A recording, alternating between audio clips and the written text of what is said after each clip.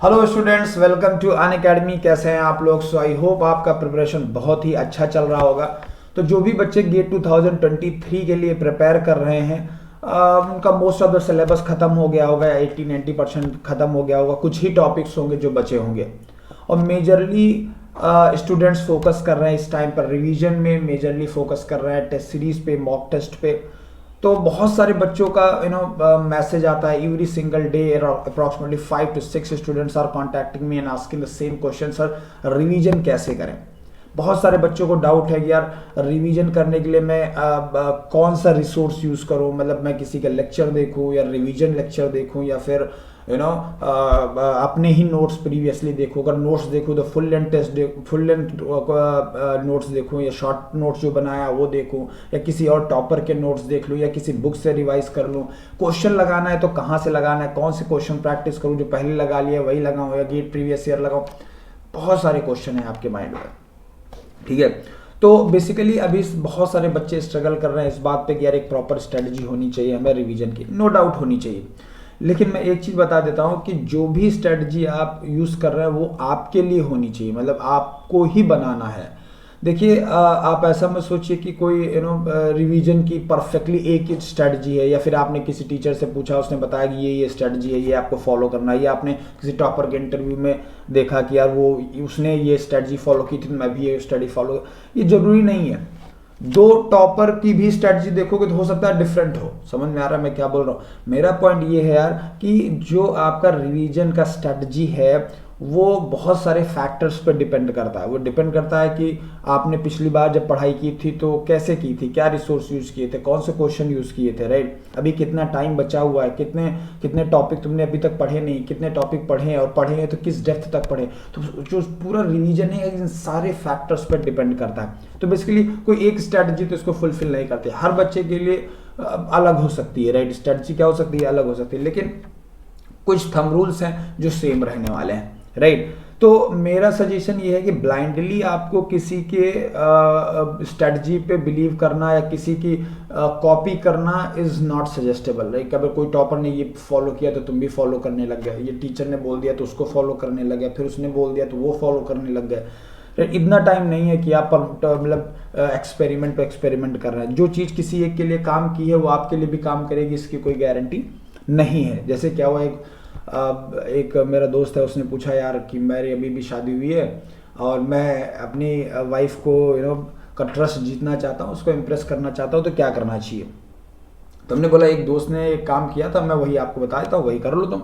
और उसका तो बहुत सक्सेसफुल रहा। बोले हाँ क्या करना। हमने कहा अच्छा ये बताओ कि दारू पीते हो? तो बोला नहीं सर मैं तो दारू नहीं पीता हूँ, मैं तो दारू नहीं पीता हूँ। तो मैंने कहा अच्छा ठीक है, दारू नहीं पीते हो तो एक काम करो, आज जाना अपनी वाइफ के पास और दारू की बोतल लेके जाना, ठीक है। फिर जब दारू की बोतल लेके जाओगे तो तुम पर चिल्लाएगी अरे दारू पीते हो, ये करते हो, वो करते हो। फिर क्या करना, इमीडिएटली तुम दारू को फेंक देना और बोलना कि मैं आज कसम खाता हूँ तुम्हारे ट्रस्ट के लिए, तुम्हारी खातिर मैं आज कसम खाता हूँ कि मैं कभी इस दारू की बोतल को हाथ भी नहीं लगाऊंगा, मैं कभी शराब नहीं पीऊंगा, ठीक है। तो उससे क्या होगा, उसको ट्रस्ट आएगा, उसको लगेगा नहीं यार ये आदमी तो मेरे लिए कितना काम कर वो कर रहा है। फिर वो कभी नहीं पियोगे तो ऑब्वियसली वो इम्प्रेस होगी, ट्रस्टवर्दी हो जाओगे तुम।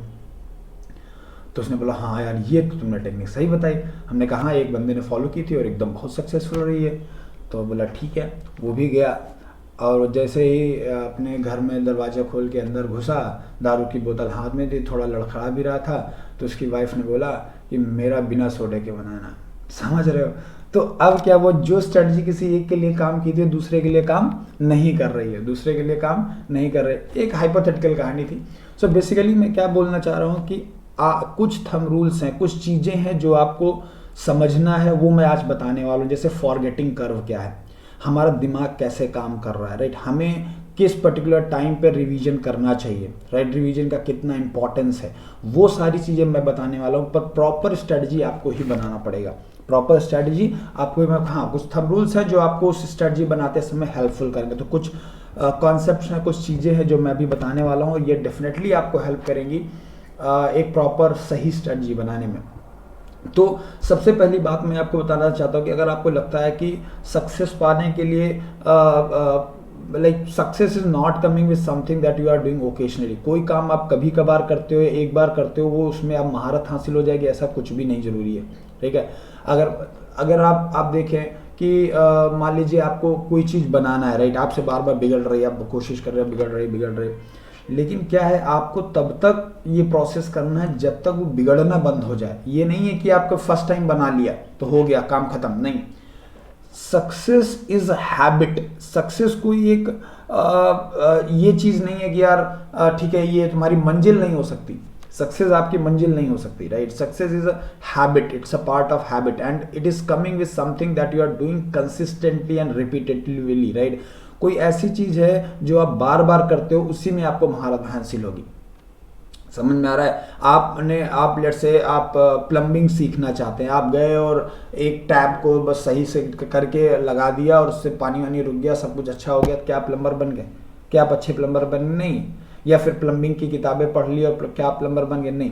तो सक्सेस क्या है बेसिकली? सक्सेस एक ऐसी चीज़ है जिसको पाने के लिए आपको चीज़ों को रिपीटेटिवली करना पड़ेगा, कंसिस्टेंटली करना पड़ेगा, तो ही आप उस पर सक्सेस पा सकते हो, महारत पा सकते हो, राइट। एक बार कोई कॉन्सेप्ट पढ़ के आपका कुछ भी भला नहीं होने वाला है।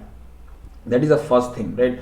मैंने एक मूवी देखी थी, शायद आपने भी देखी हो, I think Chandni Chowk to China, काफ़ी पहले देखी थी। तो उसमें एक स्टेटमेंट था, उसने एक स्टेटमेंट था कि वो विलेन बोलता है कि मुझे उस आदमी के उन 100 मूव से कोई प्रॉब्लम नहीं है जो वो जानता है। समझ में आ रहा मैं क्या बोल रहा हूँ? वो फाइट का सीन था, तो उसने बोला कि उसको अगर 100 मूव्स आते हैं तो मुझे उनसे प्रॉब्लम नहीं, मुझे उस एक मूव से प्रॉब्लम है जो उसने 100 बार प्रैक्टिस की है। आप समझ में आ रहा है? तो क्या है कि आप दुनिया में करने के लिए बहुत कुछ है, दुनिया में सैकड़ों चीज़ें हैं करने के लिए, लेकिन क्या जो भी चीज़ें आपने आज तक की उन सब में आपको महारत हासिल नहीं। जो चीज़ आप एक पर्टिकुलर चीज़ को जब आप 100 बार करते हो तो ही महारत हासिल होती है। आज तुम में और हम में शायद ज़्यादा डिफरेंस नहीं है, राइट। मतलब देखा जाए तो तुमने भी थर्मोडायनेमिक्स पढ़ रखी है, हमने भी थर्मोडायनेमिक्स पढ़ रखी है, लेकिन फिर भी जब भी एक क्वेश्चन लेके आते हो तो मेरे पास तुम बोलते हो सर ये क्वेश्चन नहीं आ रहा, मैं क्वेश्चन देखता हूँ, मैं तुरंत बता देता हूँ कि इसका एम निकाल लो, इसका वी निकालो, टी निकाल लो, ऐसे कर लो, वैसे कर लो। क्यों ऐसा हो रहा है? क्योंकि मेरे पास चीज़ें रिपीट हो चुकी हैं, मैंने बहुत बार उस सब्जेक्ट को पढ़ाया हुआ। मोर देन थर्मोडायनेमिक्स की बात करें तो मोर देन 200 टाइम्स मैंने थर्मोडायनेमिक्स पढ़ाया। फ्लूइड मैकेनिक्स की बात करें मोर देन 40-50 टाइम्स मैंने फ्लूइड मैकेनिक्स पढ़ाया हुआ है। तो क्या वो चीज़ें रिपीट में हो गई, इतनी ज़्यादा बार रिवाइज्ड हो गई हैं कि, और यही एक प्रोसेस है, राइट। सक्सेस होने का यही एक प्रोसेस है, राइट। अभी देखो ये स्टेटमेंट मुझे बहुत ही लॉजिकल लगता है, मतलब बहुत ही लॉजिकल लगता है कि आपको किसी पर्टिकुलर कॉन्सेप्ट की, किसी पर्टिकुलर चीज़ की प्रैक्टिस तब तक नहीं करना जब तक वो राइट हो जाए। प्रैक्टिस एक्चुअली तब तक करना है जब तक कि चीज़ें गलत होना बंद हो जाएं। You are getting my point? नहीं समझे? देखो मैं क्या बोलता हूँ कि आपने लेट से डिसाइड किया कि चलो पी के नाक का प्रॉब्लम सॉल्व करते हैं, ठीक है, पी के नाक का प्रॉब्लम सॉल्व करते हैं, फर्स्ट लॉ ऑफ थर्मोडायनेमिक्स का करते हैं, ठीक है। आपने किया, पहला गलत हो गया, फिर आपने सोल्यूशन देखा, फिर दूसरा किया गलत हो गया, फिर तीसरा किया गलत हो गया, चौथा, फिर चौथा सही हो गया। जैसे क्या चौथा सही हो गया तो क्या आप इमीडिएटली रुक जाएंगे, खत्म, हाँ सर अब तो सॉल्व हो गया प्रॉब्लम, अब फर्स्ट लॉ ऑफ थर्मोडायनेमिक्स आ गया? नहीं, ऐसा नहीं है। अभी आपको और प्रैक्टिस का, हो सकता है 5वां फिर फंस जाए, हो सकता है 6वां फिर फंस जाए। मतलब प्रैक्टिस तब तक करना है जब तक रॉन्ग होना बंद हो जाए, राइट। फिर उसके बाद आप चाहे पी के नाग ही नहीं, अगर आप सेंजल भी लगा रहे हो तो भी क्वेश्चन लग रहा है। क्लियर है ना? तो मेरा पॉइंट क्या है कि आपको प्रैक्टिस तब तक करना है जब तक कि चीज़ें रॉन्ग होना बंद हो जाए। ये बहुत इंपॉर्टेंट है लाइफ में, राइट। हर जगह यही होने वाला है, ये है पूरी लाइफ। अगर आपको लगता है कि सिर्फ गेट क्वालिफाई कर लूँगा, रैंक आ जाएगी, पीएसयू मिल जाएगा या आईआईटी मिल जाएगा तो ज़िंदगी सेटल डाउन होने वाली, ऐसा कुछ भी नहीं, राइट। आपको जो भी एक जीने का तरीका है, जो भी कुछ थंब रूल्स हैं वो आपको बनाने होंगे और फॉलो करना होगा। और उस थंब रूल्स के भी 2 साइड्स ऑफ द कॉइन होते, राइट, हमेशा। मतलब उसके कुछ ना कुछ डिसएडवांटेज होंगे ही होंगे। जो भी आप कुछ भी आप बना लो, कुछ भी आप थंब रूल बना लो कि मैं अब झूठ नहीं बोलूँगा, उसके भी डिसएडवांटेजेस होंगे कुछ ना कुछ, राइट। लेट से कोई भी आप थंब रूल बनाते हो तो मतलब क्या है कि उसके कहीं ना कहीं कुछ ना कुछ डिसएडवांटेजेस जरूर होंगे, लेकिन ये मैटर नहीं करता है, ये मैटर नहीं करता। अब भगवान रामचंद्र जी थे, ठीक है, उनके कुछ थंब रूल्स थे कि मुझे ये डैश डैश कुछ चीज़ें हैं, ये चीज़ें हमको फॉलो करनी है, वो चीज़ फॉलो ही करते थे। अब उसके लिए उनको उनकी वाइफ को छोड़ना पड़ गया, उनको अपना घर बार छोड़ना पड़ गया, जो भी करना पड़ा, उसके कॉन्सिक्वेंसेस कुछ भी थे, लेकिन क्या था, उनको फिक्स था कि भाई ये मेरा थंब रूल है और ये मुझे फॉलो करना। सिमिलरली आपको भी करना है, ठीक है। आज जो भी मैं बता रहा हूँ ये सारी चीज़ों की हेल्प से जो भी आप स्ट्रेटजी बनाएंगे उसको फॉलो करेंगे, that is more important basically. Okay, the next point is कि एक बहुत बड़ा कंफ्यूजन बच्चों में रहता है। ये स्टेटमेंट जो मैंने मतलब ये जो तुम्हारे सामने लिखा हुआ है बहुत इंपॉर्टेंट है। सारे बच्चों को एक ही चीज़ लगती है कि सर मतलब मैंने जो चीज़ें पहले पढ़ रखी हैं वही चीज़ मैं दोबारा क्यों पढूं, राइट। कुछ नया पढ़ते हैं, ज़िंदगी में आगे बढ़ते हैं सर, ज़िंदगी में आगे बढ़ना हमारा इंपॉर्टेंट है, राइट। तो going backward and studying same thing whatever we studied in last 1-2 months और 3 मंथ्स, तो फिर उससे क्या फ़ायदा है। लाइफ में हम पीछे जा रहे हैं, पर ऐसा कुछ भी नहीं है, ऐसा कुछ भी नहीं। यही प्रोसेस है क्रिएशन का, यही revision is the process of creation only. देखो क्या लिखा है, revision is not going back and fusion around but going forward into the process of creation, right. Revision को ऐसा मत सोचिए कि आप पीछे जा रहे हैं, नहीं नहीं, वही प्रोसेस है, वो आगे जाने का प्रोसेस ही यही है। समझ में आ रहा है, आगे जाने का प्रोसेस ही यही है कि आपको चीज़ों को रिवाइज करना होगा, तभी आपको महारत मिलेगी और तभी आपको आइडिया लगेगा कि नहीं बेसिकली हमें करना क्या है, ठीक है।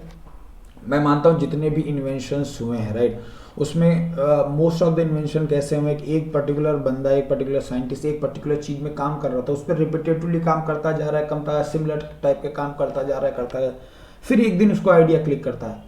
जब वो 5-5 साल 10-10 साल ऐसे लोग रहे, 10-10 साल एक ही चीज़ में लगे रहे, उसके बाद तुरंत आइडिया क्लिक किया नहीं ये ऐसे करना होता है तो हो जाता, ठीक है, और उन्होंने किया, सक्सेसफुल हो गए। So basically revision is not going to the back, ये कोई आप पीछे नहीं जा रहे हैं, ये आगे जाने का ही प्रोसेस है, ठीक है।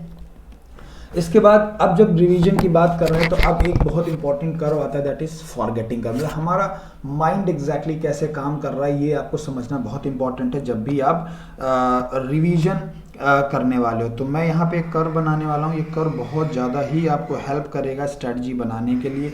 इवन ये कर्व आपको हेल्प करेगा ये बात समझने के लिए कि यार रिवीजन क्यों ज़रूरी है और चीज़ें कैसे होने वाली हैं। तो इस एक्सिस पे मैं बना रहा हूं परसेंटेज ऑफ कंटेंट, ठीक है, और इसमें मैं बना रहा हूं टाइम। ध्यान से समझेंगे, percentage of content and time. अब मैं क्या बोलता हूं कि यार मान लीजिए अभी अभी तो आपने एक बार ऑलरेडी पढ़ चुके हैं, लेकिन मैं मानता हूँ चलो ठीक है, अगर मान लो मैं शुरुआत से स्टार्ट कर रहा हूँ कि मान लीजिए आप कोई टॉपिक पढ़ना स्टार्ट करते हैं, लेट्स से बेसिक थर्मोडायनेमिक्स से स्टार्ट करते हैं, ठीक है। जब बेसिक थर्मोडायनेमिक्स के पूरे कॉन्सेप्ट अगर पढ़ना चाहें आप, राइट, पूरे कॉन्सेप्ट पढ़ना चाहें और उसके गेट प्रीवियस ईयर क्वेश्चन कुछ क्वेश्चन पी के ना के कुछ सेलेक्टिव प्रॉब्लम्स करना चाहें तो अप्रॉक्सीमेटली मुझे लगता है 30 से 35 घंटे का लेक्चर देखने पड़ेंगे, 50 घंटे मोस्टली काम करना पड़ेगा आपको, 50 घंटे आपको काम करना पड़ेगा। अगर आप 5 घंटे भी दिन में दे रहे हैं तो मुझे लगता है बेसिक थर्मोडायनेमिक्स के लिए 10 दिन इनफ है अगर आप फर्स्ट टाइम पढ़ रहे हैं। कितने कब पढ़ रहे हैं? फर्स्ट टाइम पढ़ना, ठीक है, ओके, नो प्रॉब्लम। तो अब हमने क्या किया, पहले हमारे पास जीरो कंटेंट था, राइट, जीरो टाइम पे जीरो कंटेंट था। अब मैं क्या कर रहा हूँ, कंटेंट हमें मिलता जा रहा है, हम डे बाय डे ये यहाँ पे हमारे पास हो गया 100% कंटेंट। अब हमने 100% कंटेंट को क्या कर लिया है, 100% कंटेंट को पढ़ लिया है। अब क्या यहाँ पे छोड़ देना चाहिए हमें, राइट, छोड़ना तो पड़ेगा ही, क्या कर सकते हैं। अब ये डेज कितने काउंट हुए, ये डेज मान लीजिए 10 डेज हो गए, राइट, इसको थोड़ा ज़्यादा बनाना चाहिए था, चलो कोई बात नहीं,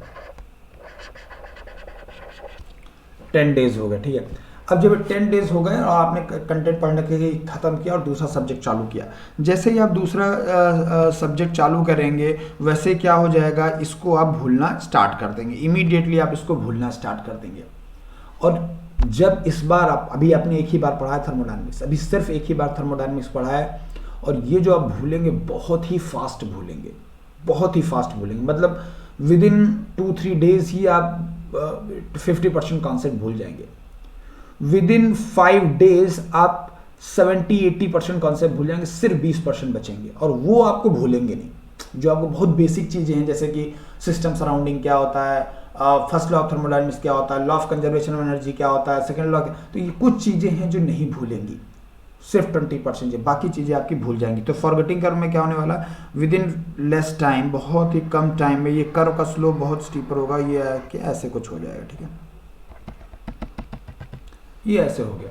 इस बात को समझना बहुत है। अब ये आपके पास कितना परसेंट, सिर्फ 20% कंटेंट ही आपको याद है, कितने दिन में, ये मान लेता हूँ मैं, ये 15 दिन हो गए, टोटल 15, मतलब 5 दिन के अंदर अंदर आप सारी के साथ मोस्ट ऑफ द चीज़ें भूल गए, सिर्फ 20% कंटेंट बचा हुआ है, बाकी सब कुछ भूल गए।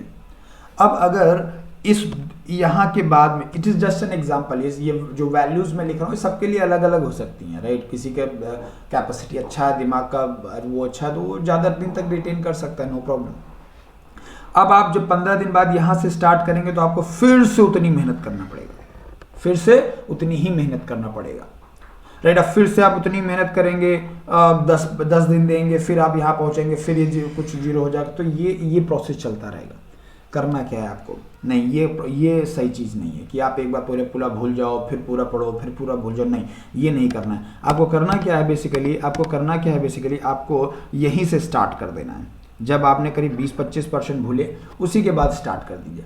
अब जब इसको स्टार्ट करेंगे, सबसे पहली बात क्या है, सबसे अच्छी बात क्या है, 70-80% चीज़ें अभी भी आपको याद है, 70-80% चीज़ें आपको याद है। तो अब अगर आप पूरा 100% फिर से करना चाहेंगे, 100% फिर से करना चाहेंगे, तो बहुत ही कम टाइम लगेगा, विद इन 1 डे और 2 डेज आप इसको 2 डेज में कंप्लीट कर लेंगे, ठीक है। ये टाइम कितना है, ये 2 डेज का टाइम है, मतलब ये मैं मान लेता हूँ कि 12 डेज हो गया,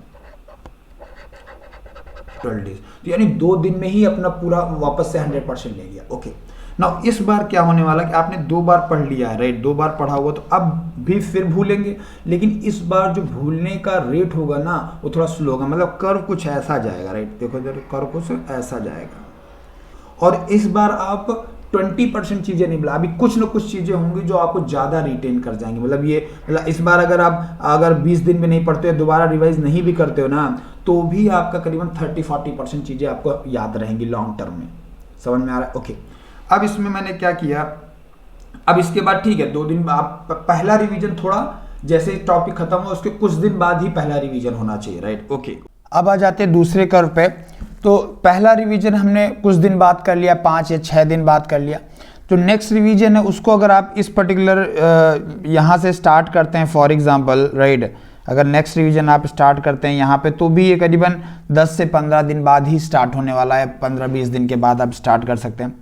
अब इसके बाद जब यहाँ से आप फिर से कर्व बनाना चालू करेंगे तो क्या होगा, अब इस बार देखेंगे कि और भी कम टाइम लेगा, राइट। पिछली बार मान लीजिए 2 दिन लिया था रिवीजन में, इस बार आपको रिवीजन में और भी कम टाइम बनने वाला है।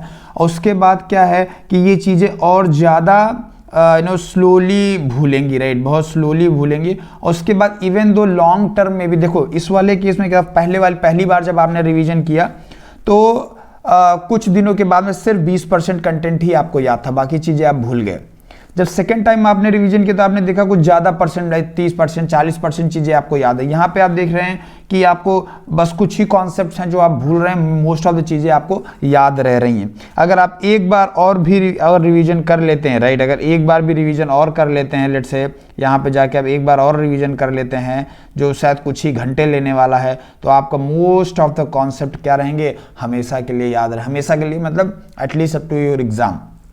तो ये आपको ये इस टाइप का कर्व मेंटेन रखना है। तो इस जो हमने डायग्राम बनाया, इसमें क्या है, 2 चीज़ें आपको बहुत समझने वाली हैं। पहली चीज़ क्या है कि अगर आप चाहते हैं कि आप रिवाइज कर, मान लीजिए आपने पहली बार कोई टॉपिक पढ़ा, उसमें 10 दिन लगाए, ठीक है, अब रिवीजन करते समय आप उसमें 10 दिन नहीं लगाएंगे, या 5 दिन, 6 दिन, 7 दिन भी नहीं लगाएंगे, राइट। देखो, always try to do the revision fast, जितना फास्ट हो सकता है उतना फास्ट आपको रिवीजन करना है, जितना फास्ट हो सकता है उतना फास्ट आप रिवीजन करिए। कई सारे बच्चों को मैंने देखा जब रिवीजन करने जाते हैं तो फिर वैसे ही पढ़ने लगते हैं, उसी डेप्थ में, उसी चीज़ सेंस में, बुक से पढ़ने लगते हैं, तो वो वर्कआउट नहीं होता। अगर आपके पास 10 दिन भी टाइम है ना, तो मैं बोलूँगा कि आप 10 दिन में रिवाइज मत करो, राइट, आप 2-2 दिन में 5 बार रिवाइज करो, ठीक है, 2-2 दिन में 5 बार रिवाइज करो, वो ज़्यादा बेटर आइडिया है, राइट। उससे चीज़ें ज़्यादा, ये कर्व ही ये बता रहा है, क्योंकि आप अगर एक बार पढ़ते हो, चाहे जितना थरोली पढ़ लीजिए, वो आप कुछ टाइम में भूल जाएंगे, लेकिन आप उसको क्या कर रहे हो, कुछ इंटरवल में रिपीटेटिवली पढ़ रहे हैं, तो वो चीज़ें आपको लॉन्ग टर्म याद रहेंगी, ठीक है। तो ये चीज़ें हैं। नेक्स्ट पॉइंट क्या है कि आप मोस्टली जब रिवाइज कर रहे हो तो वही चीज़ आपको पढ़ना है जो आपने पहले पढ़ रखा है। रिवीजन का मतलब ही यही होता है, रिवीजन का मतलब ही होता है कि भाई जो आपने पढ़ा है वही आप पढ़ रहे हैं, राइट। कुछ नया नहीं पढ़ रहे हैं। ऐसा नहीं कर सकते कि आपने जब पढ़ा था उस समय नोट्स बनाए थे, अब वो नोट्स को आपने यूज़ नहीं कर रहे हो, आप अब किसी बुक से रिवाइज करने लग गए, किसी और के नोट से रिवाइज कर लें। ये मेरे हिसाब से सजेस्टेबल नहीं है, क्योंकि रिवीजन का मतलब ही होता है जो आपने पढ़ा है वही आप पढ़ने वाले, अदरवाइज इसको रिवीजन बोलो ही मत। जब आप नया ही पढ़ रहे हो, कुछ नए तरीके से ही चीज़ें पढ़ रहे हो, तो फिर उसको आप रिवीजन क्यों बोल रहे हो? वो तो फिर कुछ अलग चीज़ हो गई ना। तो देखो मैं इतने सारे टॉपरों से मिला हूँ हर साल, टॉप 10 में देखा जाए तो 2-3-4 बच्चे तो हमारे रहते ही हैं जो हमसे कोई क्लासेस लिए हैं, कहीं ना कहीं से मुझसे अटैच हैं, तो उन सबसे बात होती रहती है। तो rarely I up to my like 10 साल के करियर में केवल एक ही बच्चा मुझे ऐसा मिला, ESE ईयर 4 आया था, जब उससे हमने पूछा कि भाई यार ये रिवीजन के लिए कैसे क्या किया, तो उसने बोला सर मैंने तो PK नाग से रिवीजन की थी। You are getting my point. So that he is the only person. अब मुझे नहीं पता वो झूठ बोल रहा था सही बोल रहा था, मैं उसका नाम नहीं लूँगा यहाँ पे, लेकिन वो झूठ बोल रहा था सही बोल रहा था मुझे एग्जैक्टली नहीं पता है। लेकिन हाँ एक चीज़ है, वो इकलौता बंदा मेरी लाइफ में था जिसने ऐसा बोला कि सर मैंने किताब से रिवीजन किया था, राइट। जब मैंने आपके लेक्चर पढ़े थे, जब रिवाइज करना था तो मैं PK नाग बुक से कर रहा था। अदरवाइज इतने टॉपर मैंने प्रोड्यूस किए, मोर देन 50 टॉपर्स ऐसे रहे हैं, मोर देन 50 स्टूडेंट्स ऐसे रहे हैं मेरे जो टॉप 10 टॉप 20 में रैंक लेके आए हैं, और अप्रॉक्सीमेटली मुझे लगता है 500 से ऊपर बच्चे रहे हैं जो टॉप 100 में रैंक लेके आए। तो ये सारे बच्चों के साथ जब भी कन्वर्सेशन हुआ है, तो इन बच्चों ने हमेशा ये बोला है कि सर जो आपने नोट्स पढ़ाया था या जो उन्होंने नोट्स बनाया था वो नोट्स ही उन्होंने रिवाइज किया है, और जो क्वेश्चन उन्हें लगाए थे पहले लास्ट मोमेंट पे उन्होंने वही क्वेश्चन लगाए। तो मेरा सजेशन है कि अभी देखो बहुत ज़्यादा टाइम बचा नहीं है, तो अगर इवन दो आप रिवाइज करते हो तो आप कुछ क्वेश्चन जो आप सेलेक्ट करके रखें या सेलेक्ट कर लीजिए, तो वो क्वेश्चन आप एक बार फिर से लगा लीजिए जो आपने पहले भी लगाए हैं। उसके बाद कुछ नए क्वेश्चन भी अभी आप लगा सकते हैं, अभी आपके पास टाइम है। बट जब आप लास्ट के 10-15 दिन बचेंगे एग्जाम को, तो फिर आप कोई भी नए क्वेश्चन नहीं लगाएंगे, ठीक है। तो इस तरीके से आप पढ़ना चालू करिए, और ये कुछ बेसिक पॉइंट हैं जो मैंने क्लियर किए। लेकिन इस सबसे भी ऊपर एक पॉइंट है, वो क्या है कि स्ट्रेटजी बनाने से ज़्यादा इम्पॉर्टेंट होता है उसको इम्प्लीमेंट करना। आप स्ट्रेटजी बनाते जा रहे हो, हर दिन एक नई स्ट्रेटजी बना रहे हो, ठीक है। लाइक अगर मैंने देखा है बच्चे स्ट्रेटजी बनाने में ज़्यादा टाइम वेस्ट कर देते हैं, नहीं ऐसा मत करिए। एक बहुत इंपॉर्टेंट स्टेटमेंट है, the greatest amount of wastage time is the time not getting started. जो आप किसी काम को करने को जब स्टार्ट करते हो काम को, उससे पहले जो टाइम आप स्पेंड करते हो ना, वो सबसे ज़्यादा वेस्टेज टाइम होता है। ऐसा बोला कि मैं इस पर बिलीव भी करता हूँ, मैं इस पर्टिकुलर स्टेटमेंट पे बिलीव करता हूँ, राइट। अभी क्या बहुत सारे बच्चे हैं जो क्या करते हैं कि अब प्रिपरेशन करना है या फिर रिवीजन करना है या कुछ भी XYZ करना है, तो प्लानिंग ही करते जा रहे हैं। एवरी सिंगल डे एक नया प्लान लेके आते हैं। आज एक प्लान लेके आए, चलो अच्छा ये करेंगे, फिर उसके बाद नेक्स्ट डे किसी ने कुछ और बोल दिया तो चलो अब ये करेंगे, फिर किसी ने कुछ और बोल दिया तो वो करेंगे। नहीं, ऐसा मत करो, राइट। आप जो भी प्लान बना रहे हो, जो भी स्ट्रेटजी बना रहे हो, जस्ट स्टार्ट इम्प्लीमेंटिंग इट। क्यों? आप जब इंप्लीमेंट करोगे, मैं ये नहीं बोलता हूँ कि वो सही होगा या गलत होगा, that I am not saying that, but be ready, be open to change it. Suppose आपने कुछ आज स्ट्रेटजी बनाया, कुछ भी चीज़ें बनाई कि हाँ हम इस तरीके से पढ़ाई करने वाले हैं, आप अभी 1-2 दिन बाद आपको लगता है कि नहीं इसमें ये चेंजेस होने चाहिए, तो डू द चेंजेस, क्या प्रॉब्लम। जितने भी बड़े बिजनेसमैन हैं, जितने भी मैं अच्छे लोगों को जानता हूँ, बड़े लोगों को जानता हूँ, वो सब क्विक डिसीजन पे बिलीव करते हैं। पहले मैं सच में सोचता था, जितने लोगों के साथ मैंने काम किया है, जितने मैनेजर्स के साथ में, जितने लोग जो इंस्टीट्यूट के ओनर रहे हैं उनके साथ में, जितने लोगों के साथ भी मैंने काम किया है, वो सारे लोगों में यह हैबिट थी, क्विक डिसीजन लेते। शुरुआत में मुझे बहुत ऑड लगता था, यार मतलब ये 1 करोड़ रुपए का मामला है, कैसे इतना क्विक डिसीजन ले सकते हैं, like they have to think other prospective also, ये वो फलाना।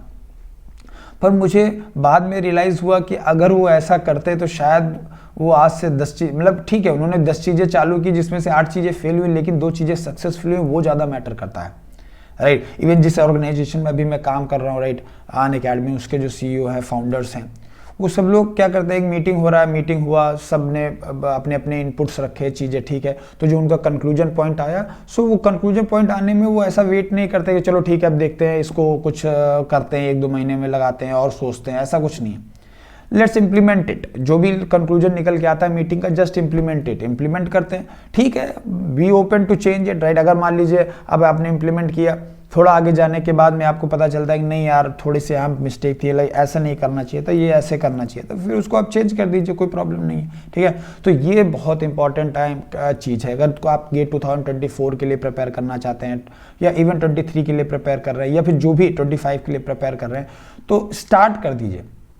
Don't waste your time, don't waste your time. अच्छा, एक इन्फॉर्मेशन और मैं देना चाहता हूँ कि जो भी बच्चे ने अभी स्टार्ट नहीं किया है या स्टार्ट करना चाह रहे हैं, या फिर अभी उनको समझ भी नहीं आ रहा है कि क्या कोर्स लेना चाहिए, या फिर शायद उनके पास अभी फाइनेंशियल इतनी स्टेबिलिटी नहीं है, फाइनेंशियल इतने पैसे नहीं है कि यार 30-40-50 हज़ार रुपये का प्लस कोर्स या आइकॉनिक कोर्स ले सके, तो उन बच्चों के लिए एक अच्छा न्यूज़ है, राइट। उन बच्चों के लिए एक अच्छा न्यूज़ है कि मेरा जो प्लस में फ्लूइड मैकेनिक्स का कोर्स चल रहा था लाइव वाला, उसी को रिकॉर्डेड वर्जन में बच्चों को दिया जा रहा है, राइट। रिकॉर्डेड वर्जन में बच्चों को दिया जा रहा है, जो सिर्फ 999 में अवेलेबल है।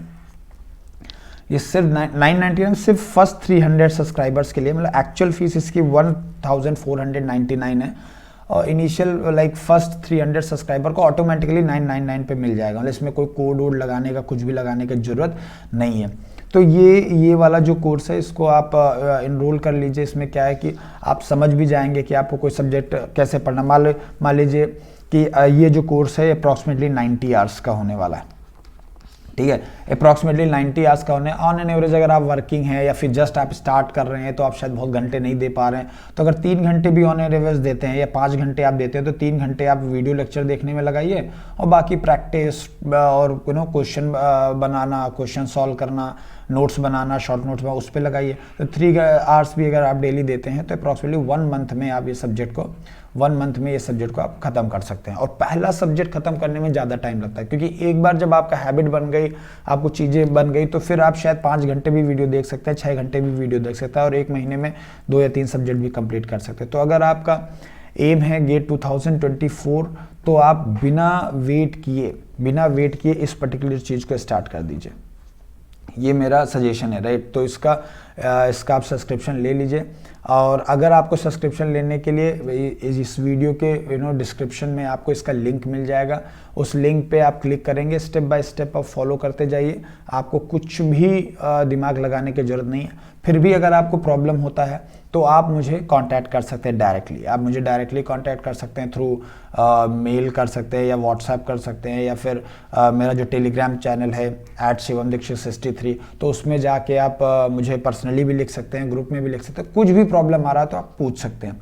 अच्छा, इस कोर्स में क्या होगा कि ये एक रिकॉर्डेड सेशंस होंगे। रिकॉर्डेड सेशंस होंगे मतलब आप क्योंकि लाइव का कॉस्ट बहुत ज़्यादा होता है, तो वहाँ पे क्या है, इंस्टेंटेनियसली अगर आप डाउट पूछना चाहते हैं तो थोड़ा सा नई प्रॉब्लम है, आप तुरंत डाउट नहीं पूछ सकते। तो क्या करना होगा, उसको आपको मेरे थ्रू ही डाउट पूछना पड़ेगा। जैसे आपने मेरे ग्रुप में डाल दिया कि सर मेरा डाउट क्लियर कर दीजिए, या फिर आपने पर्सनली डाल दिया। इवन मैं क्या करने वाला, जो भी बच्चे इस कोर्स में इनरोल करने वाले हैं, उनका एक व्हाट्सएप ग्रुप प्रॉपरली बनाने वाला हूँ, और फिर उस ग्रुप में जो भी आप पूछेंगे, जो भी आपका डाउट होगा, तो वो मैं विद इन लाइक मैं ट्राई करूँगा जितनी जल्दी से जल्दी मैं आंसर कर सकूँ।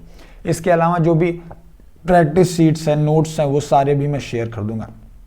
मतलब मेरे पास अप्रॉक्सीमेटली फ्लूइड मैकेनिक्स के 700 के आसपास के क्वेश्चन है, राइट। सारे टॉपिक के अलग अलग हैं, तो 700 के आसपास के टॉपिक वाइज मैंने सेलेक्ट करके रखे हुए हैं क्वेश्चन में। कुछ क्वेश्चन एक्सी ब्रांच के गेट के हैं, कुछ क्वेश्चन सिविल के गेट के हैं, कुछ क्वेश्चन मैकेनिकल के गेट के हैं, कुछ क्वेश्चन ESC के हैं, कुछ क्वेश्चन क्या बोलते हैं कि के सुब्रमण्या बुक से सेलेक्ट किए गए हैं। तो बहुत सारे अलग अलग वो हैं, जैसे फ्लूइड स्टैटिक में अप्रॉक्सीमेटली 100 क्वेश्चंस हैं, फिर फ्लूइड काइनेमेटिक्स में अगेन 100 क्वेश्चन है, डायनामिक्स में अगेन 100+ क्वेश्चंस हैं, ठीक है।